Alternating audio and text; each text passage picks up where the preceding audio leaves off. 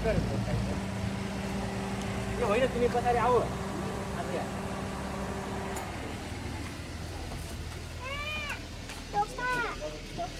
हाम्रो पोखराको यात्रा सुरु भयो त अब यहाँ नक्खेपोटबाट कनेक्टै हुँदैन। हामी चाहिँ अब यहाँबाट को हो त्यो मान्छे? हामी चाहिँ यहाँबाट पोखराको यात्रामा निस्क्यौँ 5 सदस्यीय टोली। उहाँ त अब निदाउने बेला भयो, गाडी जाँदा सट्ट निदाउने हो। अनि अब हामी यहाँबाट चट्ट यहाँबाट ललितपुरबाट निस्क्यौँ। अब हामी बिचबिच कता रोकिन्छौँ अनि अलिअलि कन्टिन्यू गर्दै जान्छौँ।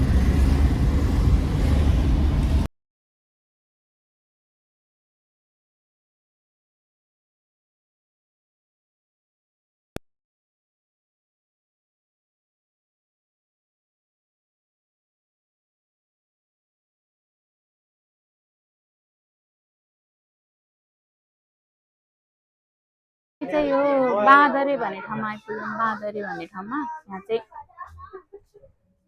यहाँ चाहिँ अथेन्टिक यस्तो पाइन्छ यस चुलोमा मजाले। जहिले पोखरा आउँदाखेरि चाहिँ पोखराबाट आउँदा पनि यहीँ खाना आउने, अनि यहाँबाट पोखरा घरबाट आउँदा पनि हामी यो बाँदरे भन्ने ठाउँमा चाहिँ यसकै लागि आउँछौँ। यो हो सेकुवा, स्पेसल सेकुवा। यहाँ चाहिँ पुरा लोकल कुखुराको स्पेसल सेकुवा अनि लोकल खाना पाइन्छ। यसकै लागि चाहिँ म धाई धाई यहाँसम्म आउने गरिरहेको छु। बाँदरे हेर्दा साधारण छ, सुषमा होटल हो। यहाँ हेर्नुहोस् लोकल कुखुराहरू, तर एकदमै यम्मी पाइन्छ यहाँ। मुग्लिन कटे पछाडि अनि आउँछ राम्रो टिपिकल। यहाँ चाहिँ एकदमै मिठो लोकल कुखुरा र खाना। यहाँ चाहिँ मजाले यसरी खोला हेर्दै खान पाइन्छ आनन्दले। त्रिशुली छ मुनि। ल हेर्नुहोस् रमाइलो वातावरण छ। कागती पानी आइसक्यो।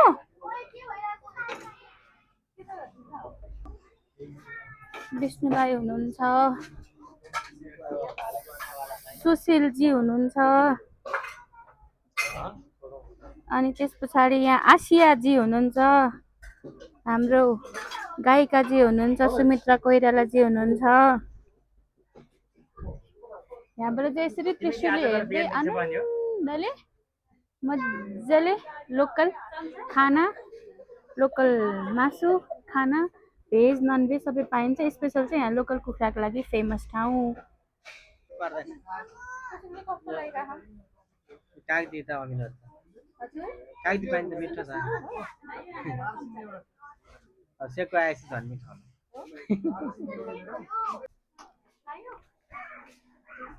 हामी चाहिँ बाँदरेमा यहाँ लोकल सेकुवा खान आएको। हेर्नुहोस् आगोमा मजाले पाकिरहेछ, लोकल सेकुवा पाकिरहेछ।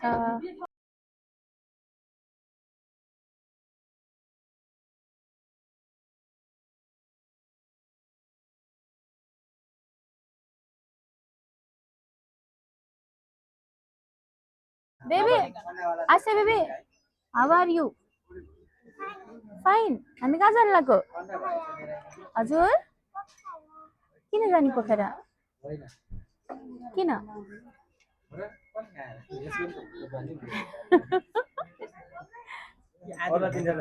हाम्रो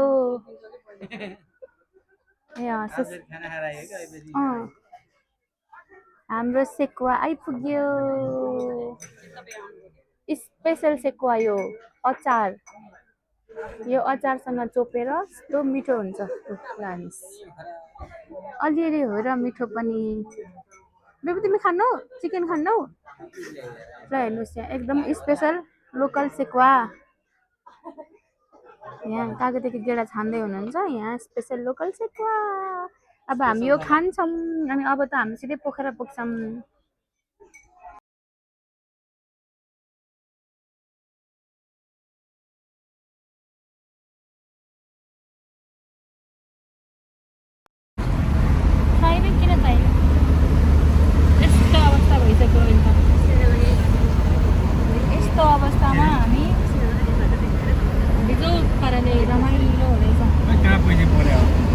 बहुत रमाइलो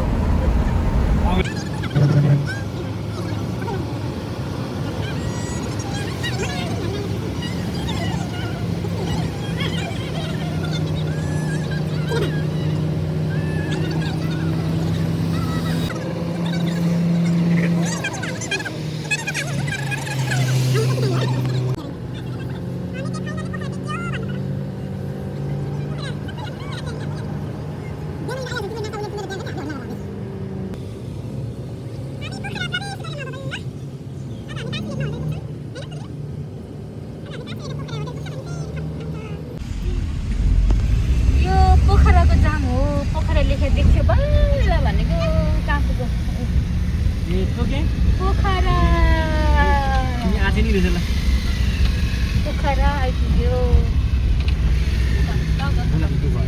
मलाई दुई पनि आउँदैन यहाँ त नाच गरेर कुन चोक हो अब पृथ्वी चोक आउनु भएको पृथ्वी चोक हो सिर्जना चोक होला यो सिर्जना चोक लखन चोक रहेछ ए लखन चोक पहिला सिर्जना चोक भन्दा लखन चोक आयो त्यसपछि हो सिर्जना चोक त अहिलेपछि पोखरा लखन चोक आइपुग्यो यहीँबाट जाने भने यहीँबाट गयो पनि हुँदैन नि भनेको एयरपोर्ट यहाँ अब एयरपोर्ट चाहिँ बल्ल यो लखन चोक देखेपछि चाहिँ पोखरा आइपुगे जस्तो लाग्यो है गाइजहरू भन्नुपर्छ अब चाहिँ यो पोखरा पोखरा लखन चोकबाट अगाडि सरर बग्यो 5 मिनट भनेको 20 मिनट भइसक्यो जाम यति उति होइन रहेछ राम्रो राम्रो कति जाम छिचल्दै भर्खर लखन चोकबाट तलतिर लाग्यो ट्राफिकहरू रहेछन् बेल्ट लाउनुपर्छ हामीले सुरक्षित हुनुपर्छ सिट बेल्ट लगाएर यो पुल यो चाहिँ सिर्जना चोक हो सायद यो पुल चाहिँ राम्रो लाग्छ मलाई यो पुल हो यो सृजना चोक आइपुगे जस्तो लाग्यो यहाँबाट यता गयो हुँदैन यहाँ जाने भने हामी चाहिँ होटलको लागि मेन सडकबाट जानु लाग्यो लेक साइड पोखरा सुशीलजी फाइनली पोखरा आइपुग्यो त हो र आइपुग्यो जे होस् अब स्वास्थ्यमा प्रतिकूल समस्या भए तापनि आनन्दले ल्याइ पुर्याइदिनु भयो एकदम पेसेन्टका साथ आज एकदमै स्लो मोसनमा गाडी चलाइदिनु भयो धन्यवाद हृदयदेखि नै हामी आभार व्यक्त गर्दछौँ होइन ड्राइभर दाइ मन पर्यो मलाई भन्ने हो लैजाऊ न पोखरा घुम्नलाई कस्तो हाँस्दा नहाँस्ने ड्राइभर हो मेरो त ड्राइभरहरू त अगाडि मान्छे राखेको चाहिँ हाँस्छन् भनेर सुनेको थियो मेरो ड्राइभर दाइ त हाँस्दैन नि त अनि तरुण हाँस्छ नि हो रहेछ लेक साइड आइपुग्यौँ हामी लेक साइड हामी चाहिँ यो लेक साइडमा के रहेछ वातावरण भनेर बुझ्नलाई यताबाट आउँदैछौँ माथिबाट गएको भए नि हुन्थ्यो हुन चाहिँ तर हामी लेक साइडबाट यसरी आउँदैछौँ सर मलाई यतातिर त जम्मै हिँडेर मात्रै हिँड्नु मन लाग्छ कि हिँडेरै रमाइलो हुन्छ आनन्द आउँछ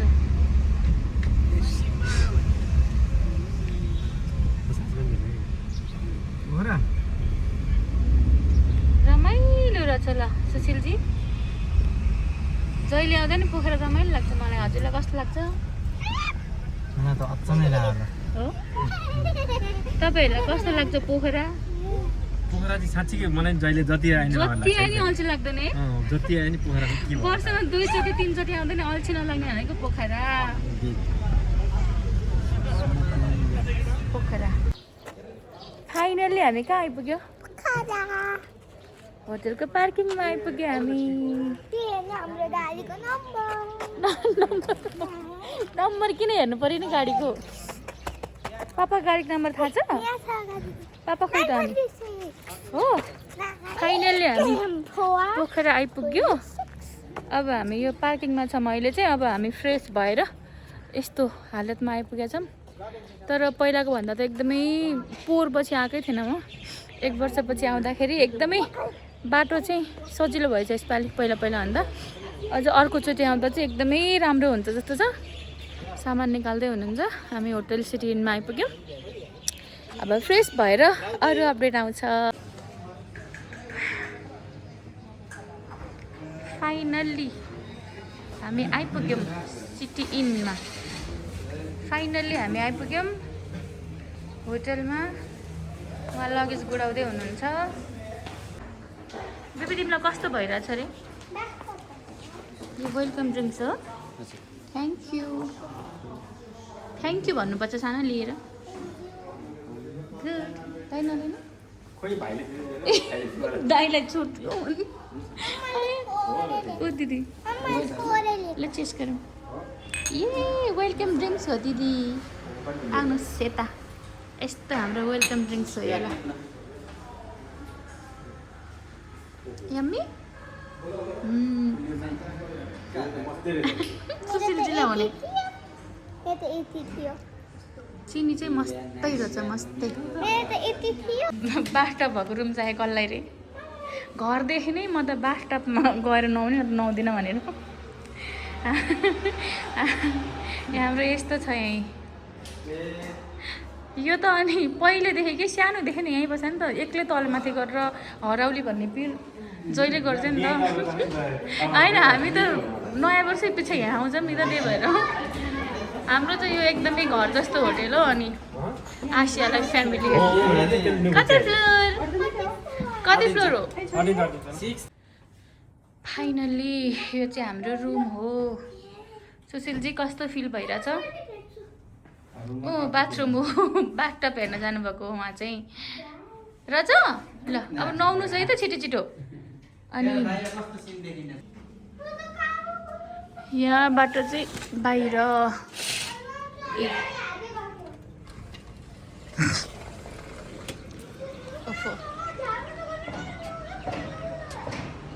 यहाँबाट चाहिँ कस्तो राम्रो देखिन्छ यो बरन्डाबाट चाहिँ पुरा लेक साइड यहीँ लेक साइड यहीँ नजिकै छ त्यही भएर हामीलाई यहीँ बस्न यो होटल एकदम सजिलो लाग्ने चाहिँ यहाँबाट चाहिँ लेक साइड एकदम नजिकै छ हिँड्नलाई यहाँबाट त्यही भएर सजिलै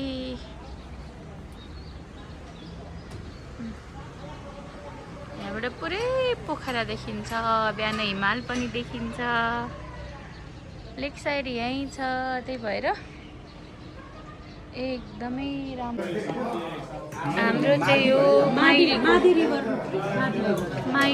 भोजनमा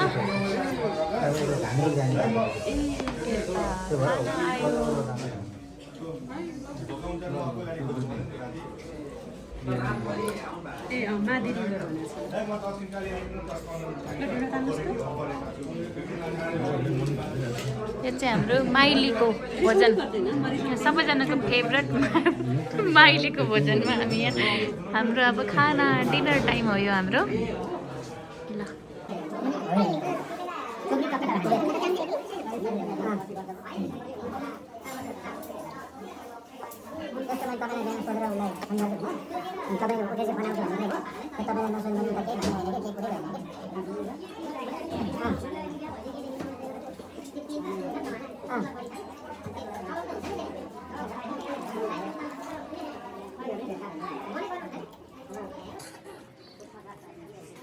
खाना खाएर अब रुमतिर जाँदै लेक साइडबाट हामी स्ट्रिट नम्बर 5 मा माइलीकोबाट खाना खाएर अब 7 मा हाम्रो होटलतर्फ जाँदै